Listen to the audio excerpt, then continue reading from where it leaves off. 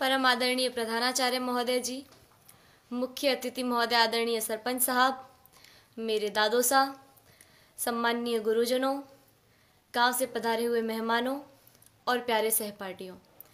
26 जनवरी को गणतंत्र दिवस के रूप में मनाया जाता है, ये तो हम सबको मालूम है।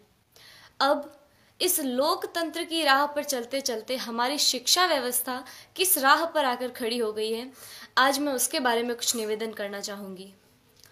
हमारे देश में दो तरह की शिक्षा व्यवस्थाएं चल रही हैं, अमीरों के लिए अलग, गरीबों के लिए अलग। अमीरों के लिए प्राइवेट स्कूल, गरीबों के लिए सरकारी स्कूल। मैंने कई बार देखा है, घर पर जब मेहमान आते हैं और पूछने पर हम ये बताते हैं कि सरकारी विद्यालय में पढ़ रहे हैं, तो उनके चेहरे का रिएक्शन, भाव एक अलग तरीके का हो जाता है। तब मुझे बड़ा दुख होता है।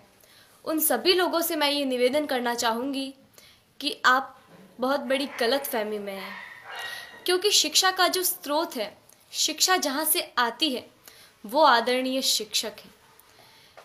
शिक्षा ऊंची बिल्डिंगों से, बड़े बड़े गार्डन से, अच्छी बसों में सफ़र करने से या एसी रूमों से शिक्षा नहीं आती है। शिक्षा आती है शिक्षकों से, और वहाँ पढ़ा रहे सभी शिक्षक राजस्थान सरकार या किसी भी सरकार द्वारा आयोजित शिक्षकों को चयनित करने की परीक्षा में असफल रहे हुए लोग हैं, जिनको सरकार ने शिक्षक बनाने से इनकार कर दिया है। वो सभी लोग वहाँ पढ़ा रहे हैं। हमारा सौभाग्य है कि हम जिस विद्यालय में पढ़ रहे हैं, वहाँ के शिक्षक राजस्थान सरकार द्वारा आयोजित शिक्षकों को चयनित करने की परीक्षा, जिसमें लाखों लोग भाग लेते हैं, उन लाखों लोगों में से चुने हुए शिक्षक हैं, जिनको राजस्थान सरकार ने शिक्षक बनने के योग्य समझा है। हमारा सौभाग्य है कि हमें ऐसे ट्रेंड टीचर पढ़ा रहे हैं। मुझे गर्व है कि हम अच्छे हाथों में हैं। मेरे दादो सा आदरणीय जय सिंह जी देवल यहाँ विराजे हुए हैं, जो मुझे कभी कभी एक बात कहते हैं कि जितने भी IAS, RAS या सरकार के किसी भी उच्च पद पर लगे हुए ऑफिसरों में से ज़्यादातर ऑफिसर्स सरकारी विद्यालयों में पढ़े हुए हैं और सरकारी विद्यालयों से ही उत्तीर्ण हुए हैं।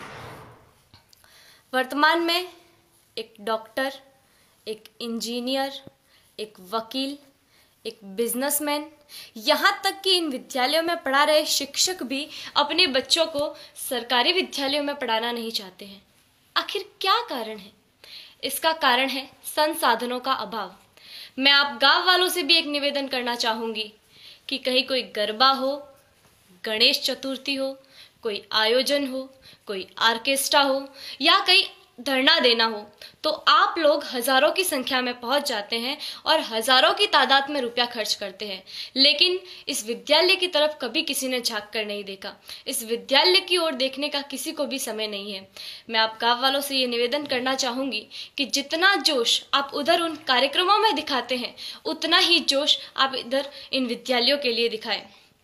भविष्य में संजोगवश हम सरकारी विद्यालयों में पढ़ रहे छात्रों में से कोई प्रधानमंत्री या और कुछ बन गया, तो सबसे पहले तो हम ये कोशिश करेंगे कि भारत की तमाम सरकारी स्कूलों को एक उच्च स्तर पर ले आए, ताकि वर्तमान भविष्य में भारत में एक ऐसा समय आए कि सभी बच्चे सरकारी विद्यालय में पढ़ रहे होंगे।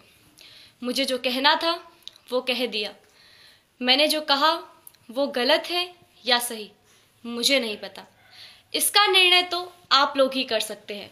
मेरे जो मन में था वो कह दिया। अब मुझे बहुत अच्छा महसूस हो रहा है।